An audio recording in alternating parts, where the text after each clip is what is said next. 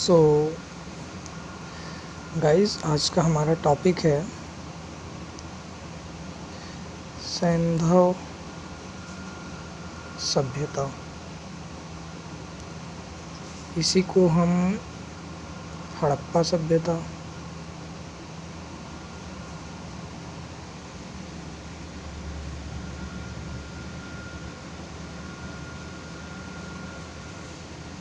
या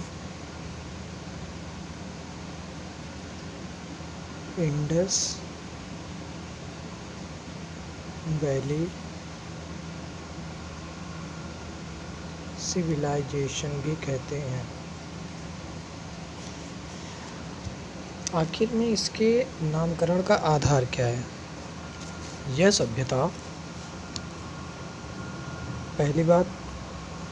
पहला पॉइंट हम लिखेंगे कि यह सभ्यता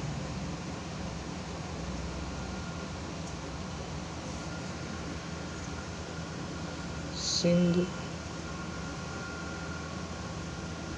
तथा उसकी सहायक नदियों के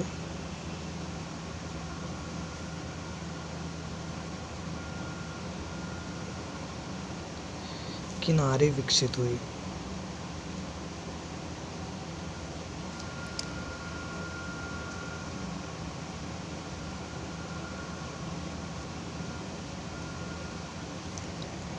यह सभ्यता कितने वर्ष पुरानी है, इसका निर्माण कब हुआ, इसके बारे में अभी तक कोई ठोस, कोई प्रॉपर सबूत नहीं मिला है। कोई प्रॉपर हमारे पास जानकारी नहीं है कि यह सभ्यता कितने वर्ष पुरानी है।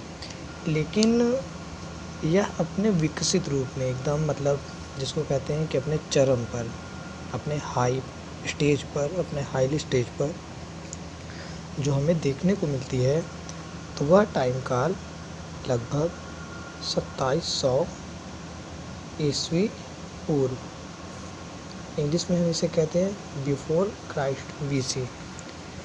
इसमें यह सभ्यता पूर्ण विकसित अवस्था में मिलती है।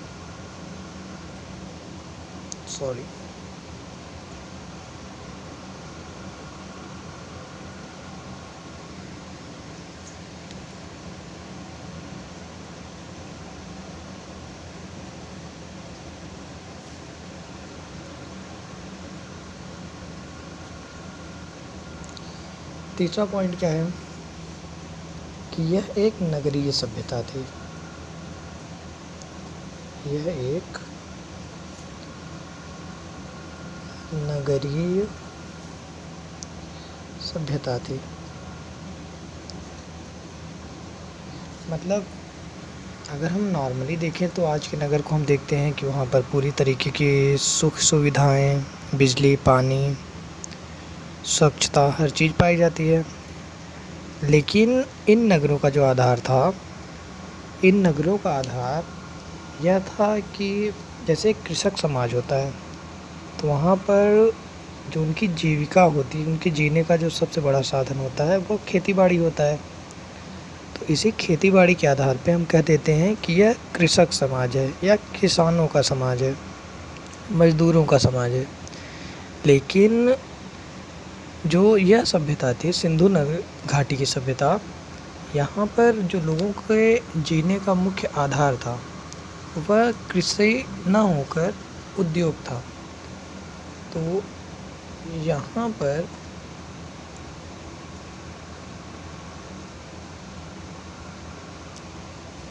लोगों के जीवन का मुख्य आधार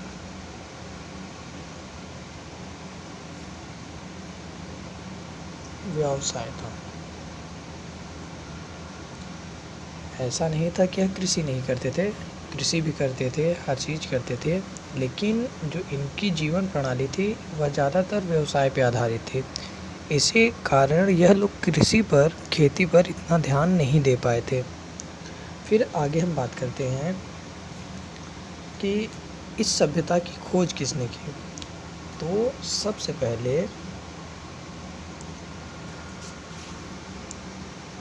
1921 में दयाराम साहनी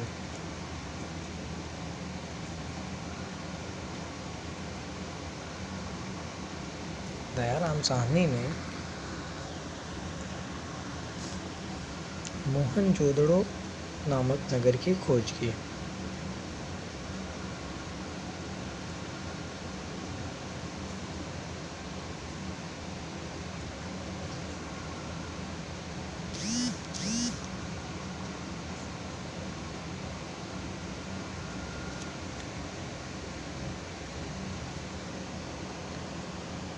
अब धीरे धीरे पहले मोहनजोदड़ो की खोज हुई, फिर इसी में हड़प्पा, फिर कालीबंगन, फिर सुतकाको, फिर सुतकोटदा, और ऐसे करके लगभग 500 से ज़्यादा इसके स्थल खोजे जा चुके हैं। तो ओवरऑल अगर हम लंबी बात करेंगे तो टॉपिक लंबा होता जाएगा। तो अगर हम इसको एक शॉर्ट तरीके में देखें कि मतलब यहाँ पे क्या चीज़ें पढ़ने लायक हैं और किस पे हमें ध्यान देना है, तो वो चीज़ें हैं कि यह अपना घर पक्की हुई ईंटों का बनाते थे। इनकी जो ईंटें होती थी, यह अपना घर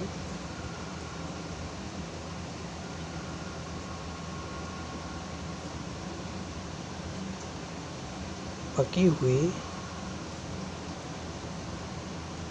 ईंटों से बनाते थे।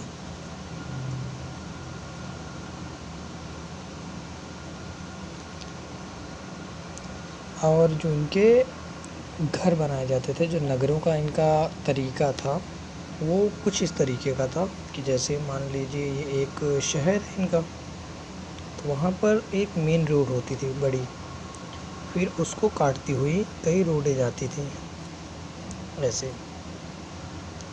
और जो इनके घर होते थे वो ऐसे किनारे किनारे बने होते थे वैसे।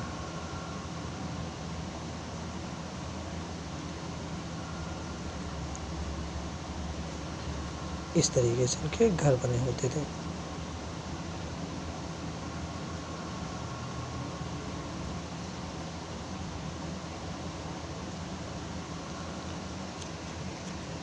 इन नगरों में जो इनके सड़क होते थे, उस सड़कों पर पक्की नालियाँ बनी रहती थी, जिनसे हर घर से जो गंदे पानी होते थे, गंदे पानी की नाली निकाली जाती थी, वो आके यहाँ मेन जो सीवर इनका होता था, मेन लाइन पे मिल जाती थी।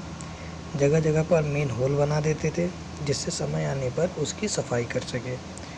और यह फिर ये जो नाली का पानी था, वो इसे सड़क के बीचों बीच नाली बनी होती थी, और वो नाली ढकी रहती थी, ऐसा नहीं था खुली रहती थी। उन नाली से होते हुए शहर के बाहर एक गड्ढा बनाए रहते थे, उस गड्ढे में इस कूड़े कचरे को इकट्ठा करते थे। तो हम कह सकते हैं कि यह लोग स्वच्छता पर बहुत अधिक ध्यान देते थे। यह लोग, अगर हम 6वें पॉइंट की बात करें, तो यह लोग सफाई पर बहुत ध्यान देते थे।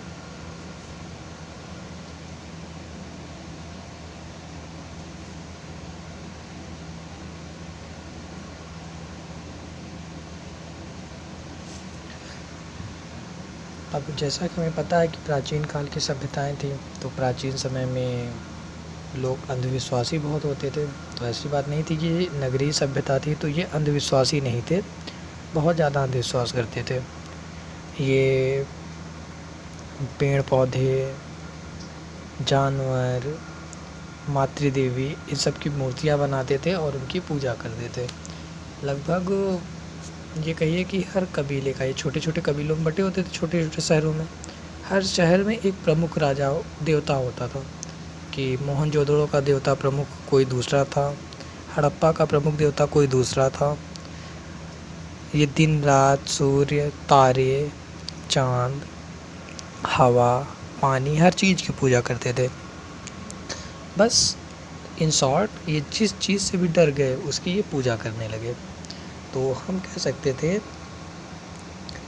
कि यहाँ का जो समाज था, यहाँ का समाज बहुदेववादी था।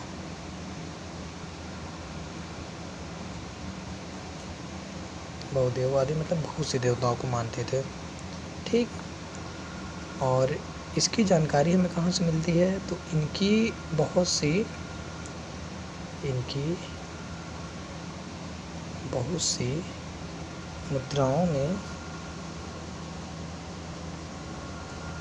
मुद्राओं, मूर्तियों आदि से इस बात की जानकारी हमें मिल जाती है।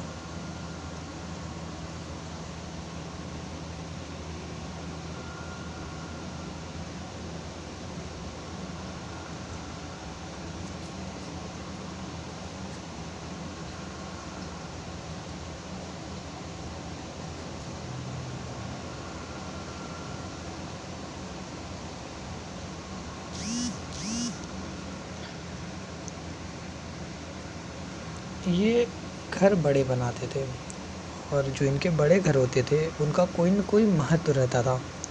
जैसे मोहनजोदड़ो से एक बहुत बड़ा स्नानागार मिला है, एक बाथ, जिसको हम लोग ग्रेट बाथ कहते हैं, वो मिला है। तो वैज्ञानिकों का मानना है, जो हमारे खोजकर्ता हैं उनका ये मानना है कि जो ये ग्रेट बाथ था, विशाल स्नानागार, स्विमिंग पूल के टाइप का, उसका कोई धार्मिक महत्व रहा होगा।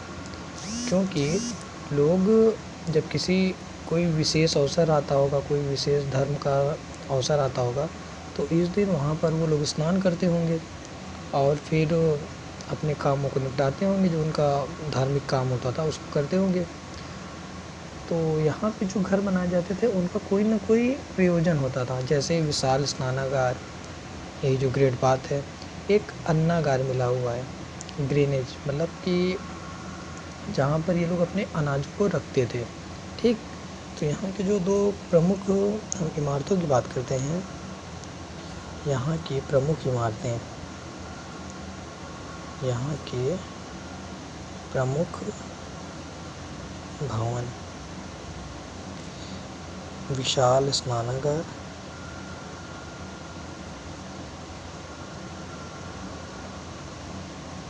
ये कहाँ से मिला है? ये मिला है मोहनजोदड़ो से, तथा अन्नागार है,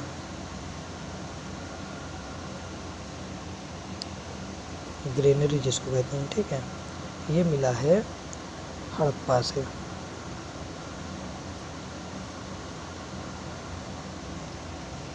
ठीक, फिर आगे हम बात करते हैं। तो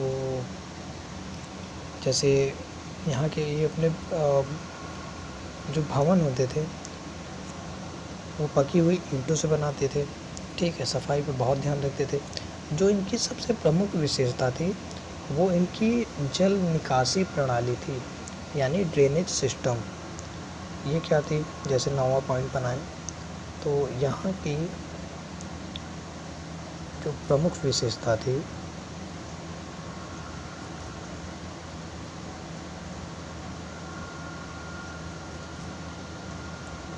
जल निकासी, यानी ड्रेनेज।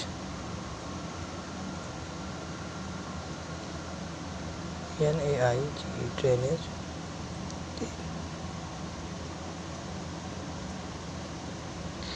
जैसा कि हमने बताया कि ये ड्रेनेज सिस्टम काम कैसे करता था। जैसे मान लो यहाँ पे हम बना रहे हैं, ये एक घर है, ठीक, यहाँ पे मेन रोड जा रही है, उस मेन रोड के बीचों बीच ये नाली थी, और ये नाली शहर के बाहर एक गड्ढे में जा रही थी। अब इस घर का जो सारा गंदा पानी होता था, मानो यहाँ का हर जगह का गंदा पानी इस नाली के जरिए आके इस बड़ी नाली में मिल जाता था। इस बड़ी नाली में जगह जगह पर सीवर बने होते थे, मेन होल जिसको हम कहते हैं, ठीक। तो यहाँ से ये पानी बहता हुआ आगे बढ़ता था।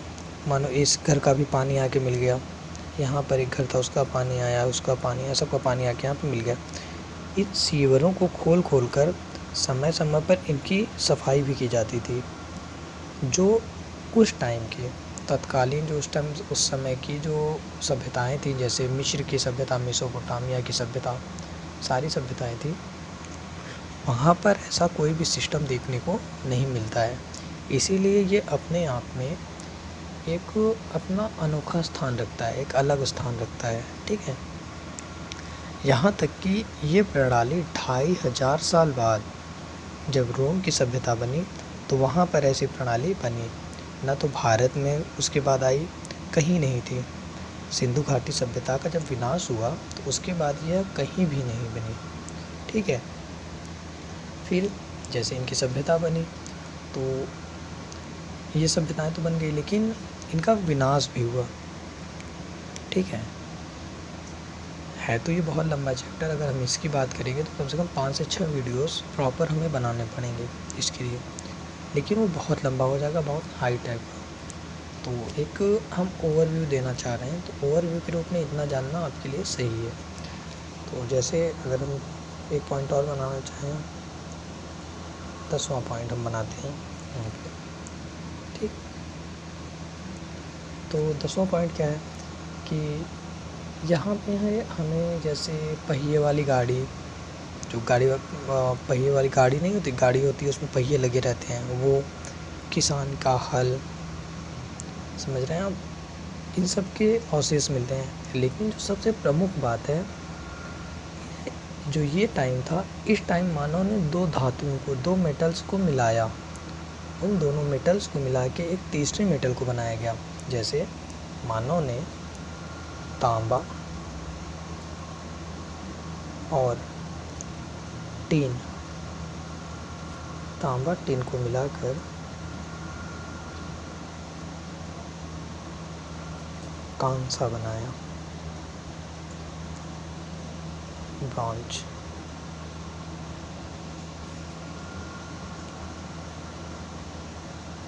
और जो ये सभ्यता थी, यहाँ पर यहाँ के लोग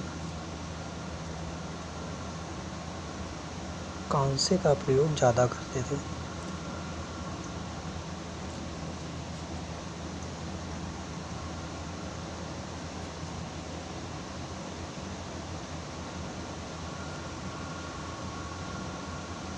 ये लोग कांसे का प्रयोग ज़्यादा करते थे। फिर अगर एक पॉइंट और बढ़ाना चाहें, जो एक तरीके से जीके के लिए भी हो सकता है हमारा, सबसे पहले इन्हीं लोगों ने दुनिया में कपास उगाई। सबसे पहले दुनिया में इन्हीं लोगों ने कपास उगाई।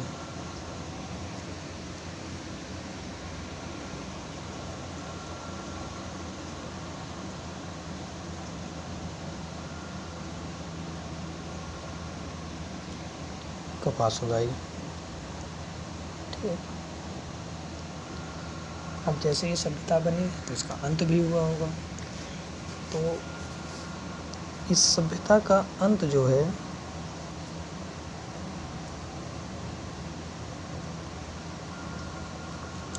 सभ्यता का अंत 1750 BC के लगभग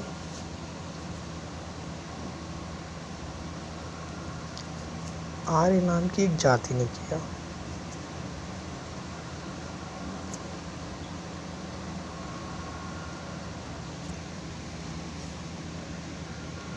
आर्य नाम की एक जाति ने किया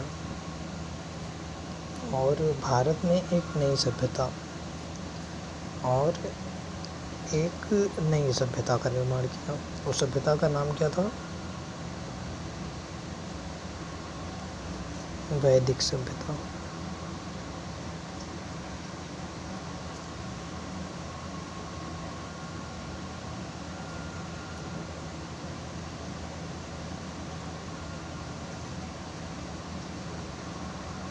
ठीक है भाई, तो एक ओवरऑल रूप में हमने आपको बताया कि सिंधु घाटी सभ्यता और किस नदियों के किनारे है, कहाँ पे बसी हुई है, उसका टाइम पीरियड क्या था, यह कैसी सभ्यता थी, इसकी खोज किसने की, ये लोग अपने घर कैसे बनाते थे, यहाँ का समाज कैसा था, प्रमुख भवन कौन कौन से थे, कौन सी धातु का प्रयोग करते थे और इनका अंत कैसे हुआ। अब अगले वीडियो में हम बात करेंगे वैदिक सभ्यता के बारे में। तब तक के लिए आप लोग इसको पढ़ते रहिए, अच्छे से रिवाइज़ कीजिए। अगर कोई टॉपिक ऐसा लगता है कि नहीं आपको वो टॉपिक पढ़ना है तो आप लोग कमेंट में डाल दीजिएगा। अगर हमें टाइम मिलेगा, जैसे ही हमें समय मिलता है, हम उस टॉपिक पे वीडियो बना के आपके पास अपलोड कर देंगे। तब तक के लिए धन्यवाद।